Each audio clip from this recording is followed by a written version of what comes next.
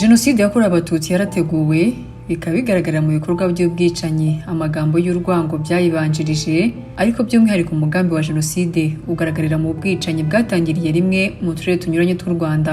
Ubwicanyi busa ubwibasira Abatutsi barimo abana, abakuze, abagore, abarwaye mu bitaro, mu nsengero na za kiliziya n'ahandi. Uyu munsi tukaba tugiye kugaruka ku byaranze tariki ya 7 Mata mu mwaka w'1994 ubwo Jenoside yakorewe Abatutsi yatangiraga hano mu gihugu cy'u Rwanda, igasiga Abatutsi basaga miliyoni bishwe. Aho tugiye kwifashisha inyandiko y'icyari Komisiyo y'Igihugu yo kurwanya Jenoside CNLG, kuri ubu ibarizwa muri Minisiteri y'Ubumwe bw'Abanyarwanda.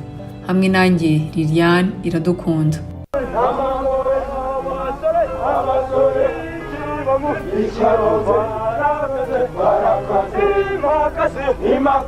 Mu ijoro ryo ku itariki ya 6 bishyira ku itariki ya 7 Mata mu mwaka w'1994, nyuma y'ihanurwa ry'indege Falcon 50 yari itwaye Perezida Habyarimana Juvenal, nibwo interahamwe n'abasirikare bo mu mutwe warindaga Perezida Habyarimana batangiye gushyiraho amabariyeri mu duce twinshi tw'umujyi wa Kigali no kwica Abatutsi. Kimwe mu bikorwa interahamwe n'abasirikare barindaga umukuru w'igihugu bahereyeho no gushaka uburyo bwo kujya kurimbura Abatutsi bari bahungiye muri Stade Amahoro i Remera, hafatwa nk'ahantu harinzwe kubera ko hari hakambitse ingabo z'umuryango w'abibumbye Minwari. Uwo mugambi waje kuburizwamo n'imirwano hagati y'ingabo za FPR Inkotanyi n'abasirikare barindaga umukuru w'igihugu, bituma benshi mu Batutsi n'abandi bari muri Stade Amahoro barokoka. Mu bari bahahungiye bakarokorwa na FPR Inkotanyi harimo umuzungu w'umubirigi witwa François Verta, wari impuguke mu bijyanye n'imiyoborere, akorera isuzuma imishinga y'u Rwanda rwaterwagamo inkunga n'ishami ry'umuryango w'abibumbye rishinzwe iterambere UNDP. Abateguye Jenoside bamaze guhandura indege ya Habyarimana Juvenal wayoboraga umutwe w'abaparakomando wabaga mu kigo cya gisirikare cya Kanombe, yategetse abasirikare yayoboraga gutangira kwica Abatutsi n'abataravugaga rumwe n'ubutegetsi batuye hafi y'ikigo cya gisirikare cya Kanombe ahitwa mu Kajagari. Uyu munsi kandi nibwo Abatutsi bagera kuri 17 biganjemo abapadiri n'ababikira biciwe mu kigo cy'abayezuwiti cya Centre Christus Remera. Mu bishwe harimo padiri w'umuyezuwiti Chrysologue Mahame w'imyaka 73 y'amavuko. Uyu akaba yarayoboraga icyo kigo, akaba ari no mu bashinze umuryango uharanira uburenganzira bwa muntu no kwimakaza amahoro witwaga Association des Volontaires de la Paix. Abo bose bishwe n'abasirikare ba leta barimo barindaga umukuru w'igihugu n'abaparakomando b'i Kanombe bafatanyije n'interahamwe.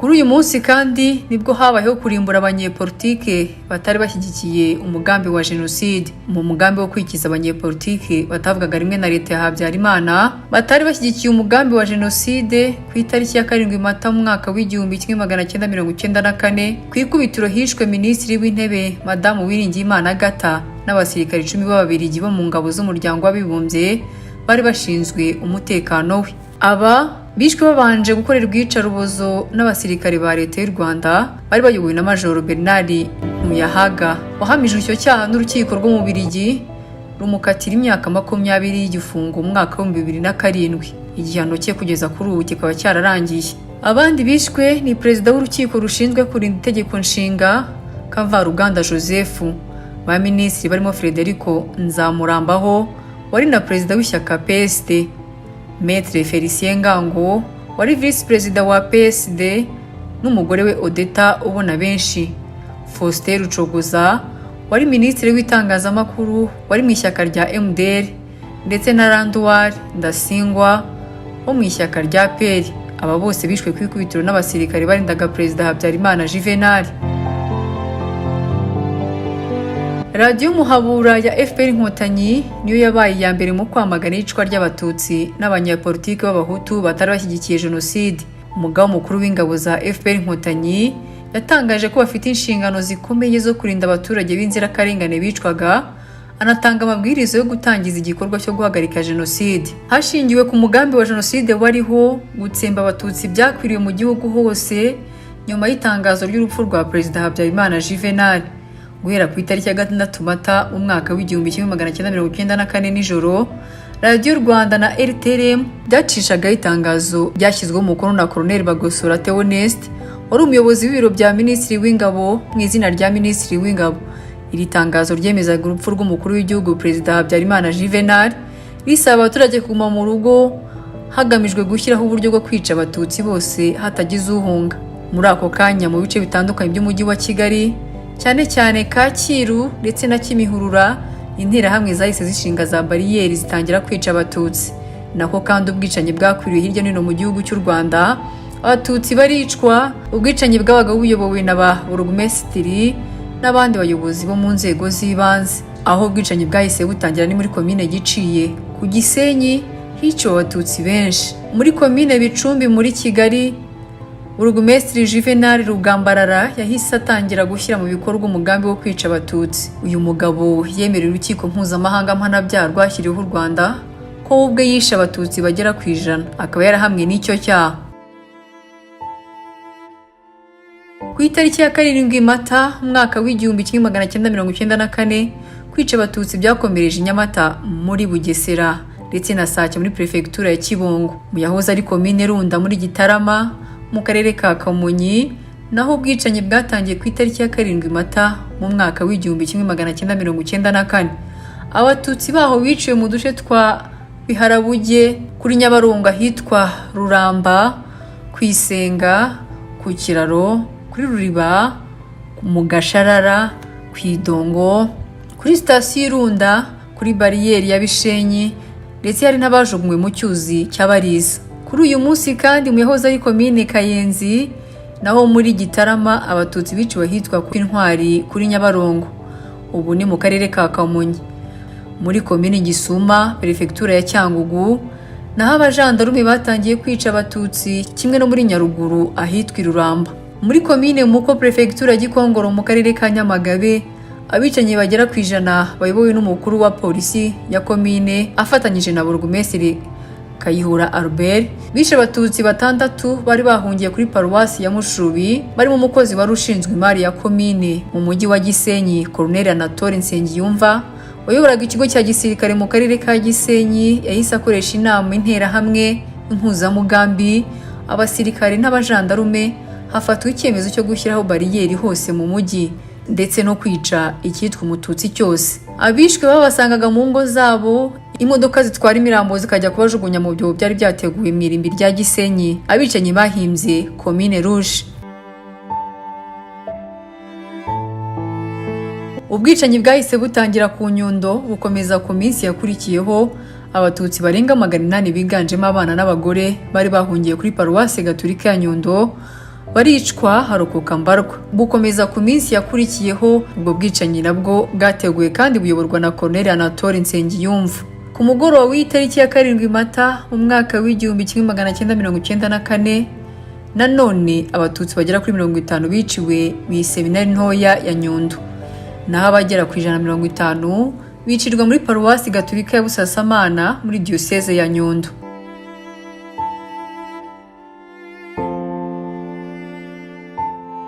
Kuri uwo munsi kandi ahitwa Kabasheja mu murenge wa Rugerero muri Gisenyi, hiciwe abatutsi bari bakuwe n'interahamwe kuri komine Rubavu, naho abandi bicirwa muri Centre Saint Pierre mu nzu y'abakobwa ba Musenyeri mu cyahoze ari Rwandex ya Gisenyi, kuri kiliziya ya paruwasi Stella Marisi no muri komine Rouge. Ubwicanyi bwarakomeje muri Mutura na Rwerere, Imudende no mu Bigogwe, bicwa n'abasirikari bo mu kigo cya gisirikare cya Bigogwe cyayoborwaga na Lieutenant Colonel Alphonse Nzongizi.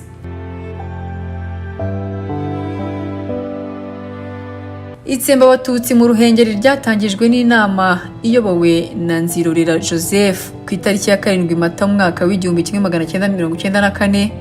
Habaye inama yo gutangiza jenoside. Iyo nama yafashe icyemezo ko abatutsi bicwa bitarenze mu gitondo cyaho. Hemejwe kandi ko hatangwa imbunda, hakanashyirwaho za bariyeri ahantu hatandukanye. Colonel Bizimungu niwe washinzwe gushyira mu bikorwa icyo cyemezo. Nyuma y'inama yatanze imbunda, aziha abari bakonseye nabo baziha abaturage n'abakuru b'interahamwe. Abatutsi bahungiye mu ishuri rikuru ry'ubuhinzi n'ubworozi rya Isayi Busogo barishwe bose. Abapolisi n'interahamwe bajya kwica abatutsi bagera kuri 43 bari bahungiye kuri paruwasi ya Busogo.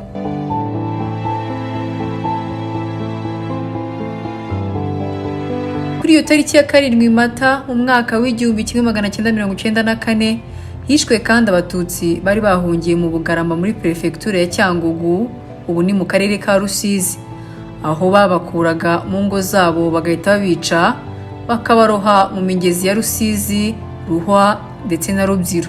Ni ubwicanyi bwari buyobowe na Yusufu Munyakazi ndetse na directeur w'uruganda rwa Sime rwa Marcel Sebatware.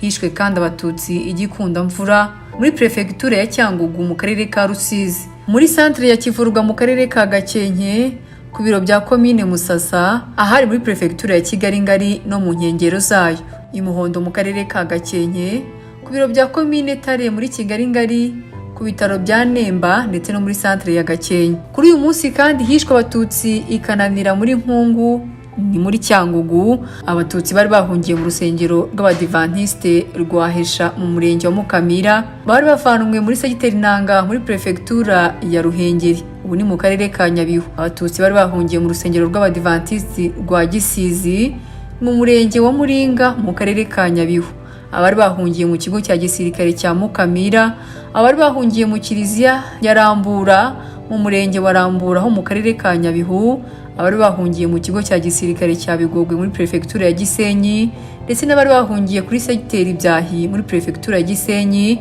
ubu ni mu karere ka Rubavu.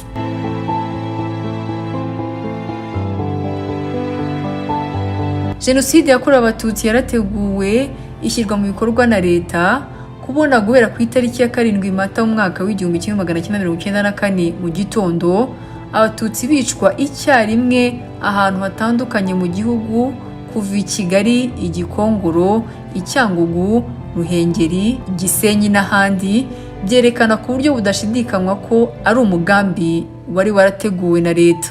Reka mbashimire mwese twabanye, dukomeze kwibuka ariko kandi tuniyubaka. Njye nari Liliane Iradukunda.